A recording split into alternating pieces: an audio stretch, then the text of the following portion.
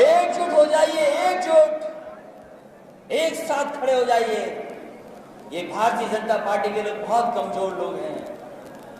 हम तो बड़े बड़े संतों को देख रहे हैं। ये पूजनीय संत यहां जो दिखाई दे रहे हैं, एक जो गद्दी पे बैठ गए वो योगी नहीं है, ये खत्म कर पाए। जो आंदोलन पंजाब, हरियाणा, दिल्ली सीमा से शुरू हुआ है वो आज गांव-गांव चला गया है और हम आपको भरोसा दिलाने आए हैं। आपको इस बात का भरोसा दिलाते हैं कि आपके आंदोलन के साथ समाजवादी पार्टी पूरी ईमानदारी के साथ खड़ी है। अगर आप लड़ रहे हैं तो आपके साथ समाजवादी पार्टी कोई किसी के घर पर पुलिस फोर्स नहीं लगी। सबसे पहले जिस समय आंदोलन शुरू हुआ था 26 जनवरी का, उससे पहले का समाजवादी पार्टी के लोग बाहर निकले थे, पुलिस ने हम लोग को गिरफ्तार कर लिया, घर पर पुलिस लगा दी, नहीं जाने दिया आंदोलन में। हाल में जो घटना हुई हमें याद दिलाती है कि किस तरीके से अंग्रेजों ने अन्याय किया था। हमें याद दिलाती है इस बात की कि अंग्रेजों ने क्या जुल्म किए थे। आज भारतीय जनता पार्टी की सरकार उन अंग्रेजों के जुल्मों से भी आगे निकल गई। किसी ने गाड़ी से नहीं कुचला होगा, लेकिन भारतीय जनता पार्टी के गृह राज्य मंत्री, उनके बेटे का अहंकार देखिए। गृह राज्य मंत्री टेनी, उनका अहंकार देखिए। वो आवाज दबाने के लिए पहले धमकी देते हैं, पहले कहते हैं कि अगर कोई इस तरह का करेगा तो उसे सबक सिखा दिया जाएगा। लोकतंत्र में इस तरह की भाषा का इस्तेमाल करने के लिए कोई जगह नहीं है।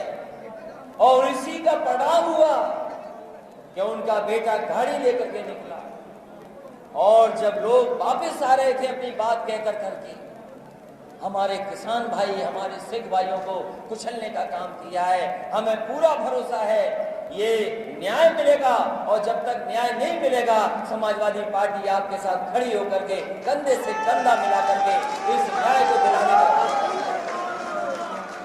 कोई कुचल दे, जान चली जाए, ये दुनिया में नहीं हुआ है। और उसके साथ जो पेट भरता है हमारा, आपका, किसान भाइयों की मेहनत से, उनके परिश्रम से लोगों का पेट भरा जा रहा है। लोगों का पेट तब भरता है जब किसान अपना खून पसीना लगा करके अपनी मिट्टी में दिन रात काट करके खेती करता है, अनाज पैदा करता है। तब इस देश के तमाम लोगों का पेट भरता है। और यही किसान है जो मेहनत कर करके हमें कपड़े देने का काम करता है।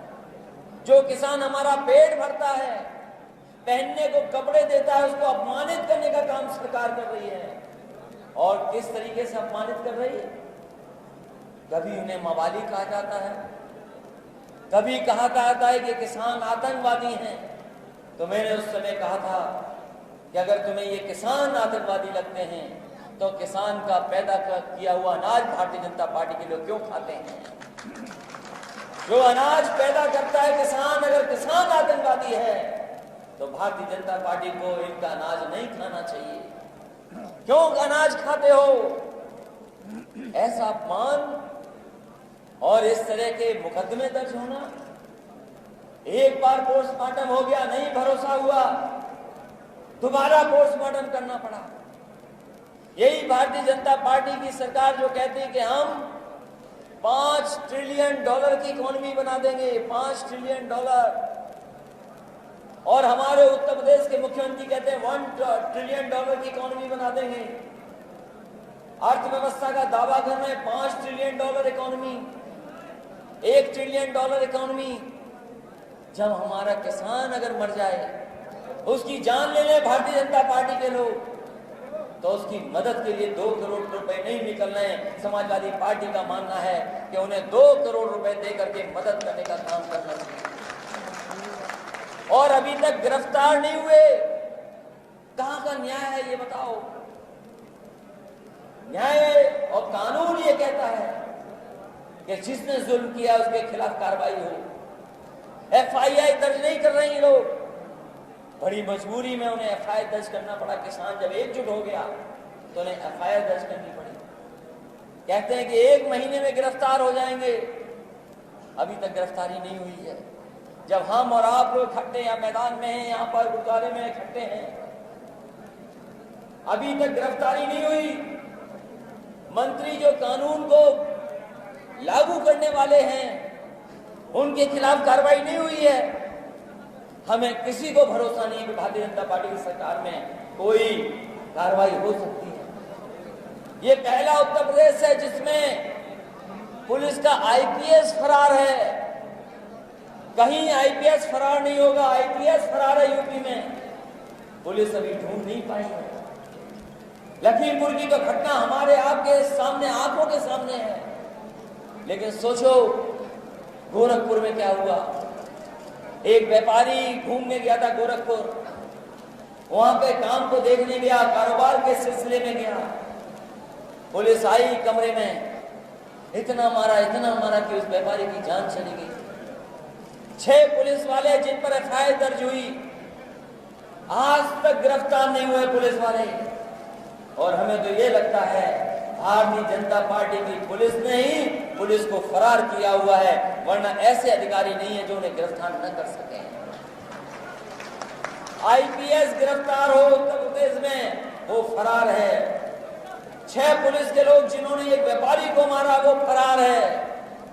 और सोचो हमारे सिख भाइयों के, किसान भाइयों के गाड़ी पे चढ़ाने वाले सब फरार हैं। अभी तक सरकार ने गिरफ्तारी नहीं की है। और मंत्री जो गृह मंत्री हैं,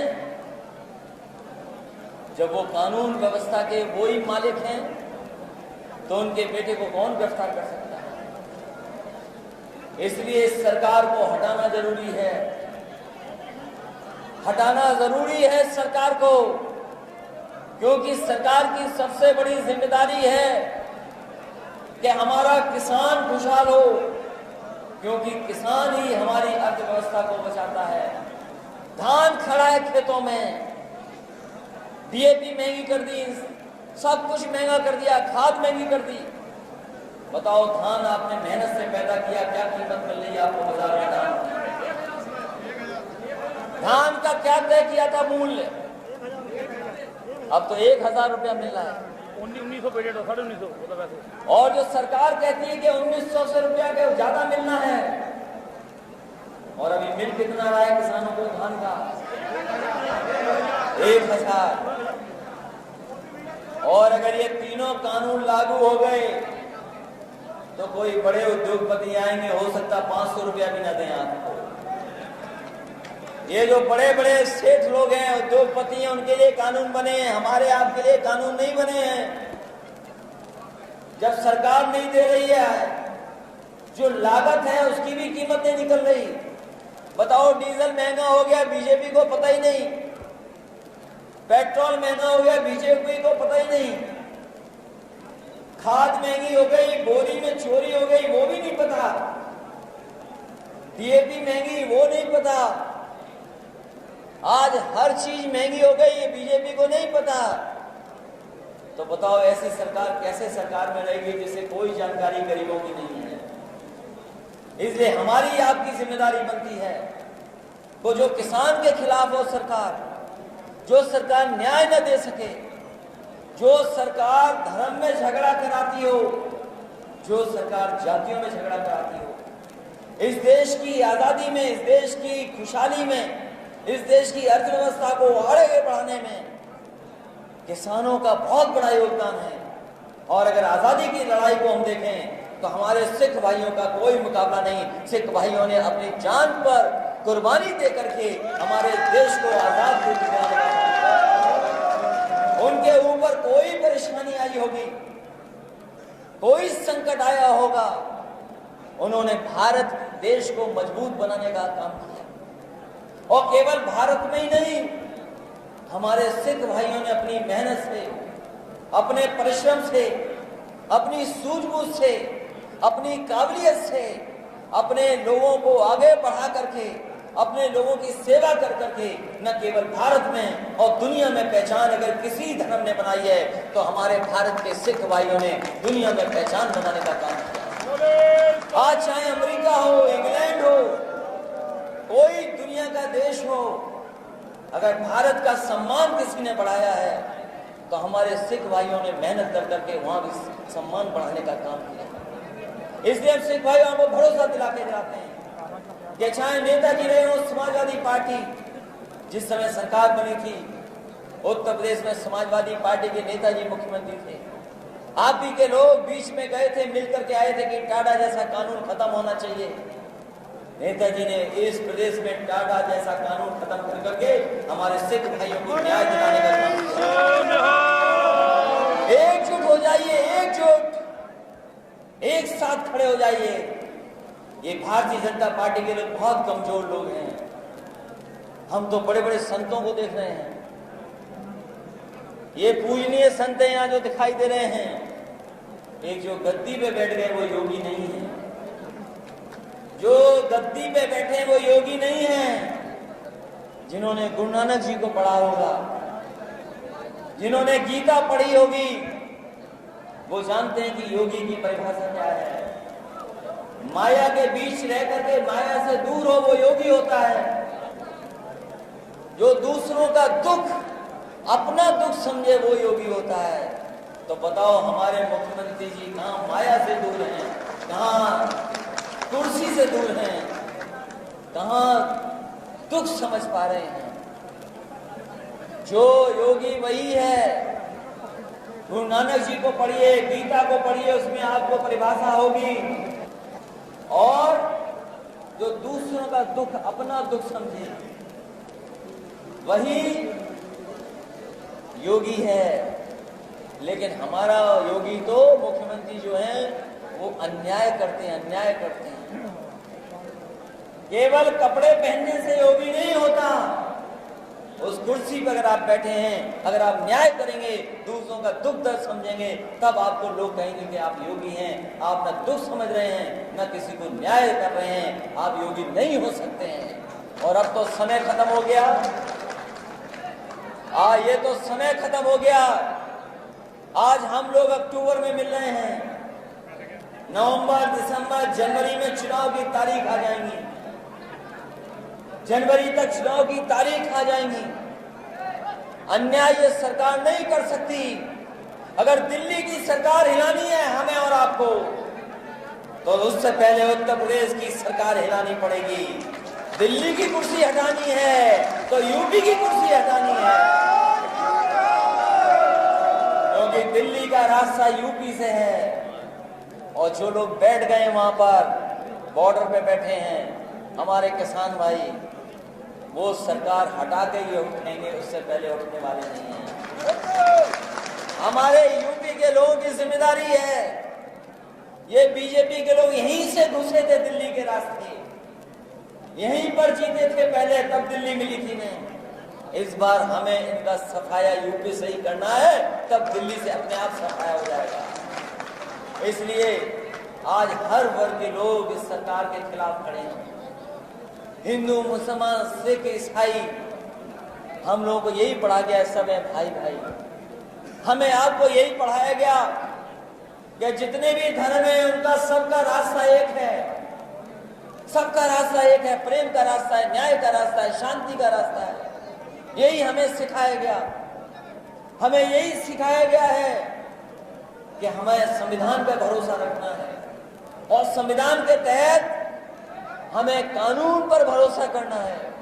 और जब हमें न्याय न मिले, जब हमें कानून हमारी मदद न करे, संविधान की धज्जियां उड़ने लगे, तो हमारी आपकी जिम्मेदारी बनती है कि एक होकर के ऐसे लोग जो संविधान की धज्जियां उड़ा रहे हैं, कानून पर भरोसा नहीं करने के खिलाफ खड़ा होना पड़ेगा। इसलिए आज के दिन जहां हम सब लोग इकट्ठे हैं, मैं श्रद्धांजलि देता हूं नछत सिंह जो हमारे वहां पर एक्सपायर हुए हैं, जिनको किसान आंदोलन में जिन पे गाड़ी ने कुचल दिया। स्वर्गीय नछत सिंह जी, स्वर्गीय लखप्रीत सिंह, स्वर्गीय सुखविंदर, स्वर्गीय जगदीश सिंह, हम सबको श्रद्धांजलि देते हैं और भगवान से यही प्रार्थना करते हैं कि उनके परिवार पर जो ये संकट की घड़ी आई है, ये दुख आया है, इसको सहने की शक्ति दें। और हम आपको भरोसा दिलाते हैं, हर हर रूप में हम उनकी मदद करेंगे। हमारे किसान भाइयों की भी जान गई, वहीं एक पत्रकार साथी था, उसकी भी जान चली गई। उस पत्रकार रमन कश्यप को भी हम श्रद्धांजलि देते हैं। और इस मौके पर हम अपने संतों के सामने शहीद हो गए वहाँ पे, सीमा पर जवान पुलिस, और जो सीमा पर गुरजीत सिंह जी शहीद हुए हैं उनको भी श्रद्धांजलि देते हैं। और आज के दिन हमें बुलाने का जो यहाँ पर कार्यक्रम किया है, मैं उनको धन्यवाद देता हूँ। अपने संत लोगों का, बाबा निर्मल जी का, बाबा मनजीत सिंह का, बाबा अजय जी का, बाबा जग्गा सिंह जी का और माता इंद्रजीत कौर जी का धन्यवाद देता हूँ। और साथ ही साथ अपने सिख भाई जो यहाँ पर मौजूद हैं, जो किसान भाई हैं, मैं उनका भी धन्यवाद देता हूँ। और इस उम्मीद भरोसे के साथ कि ये लड़ाई यहाँ रुकेगी नहीं, ये लड़ाई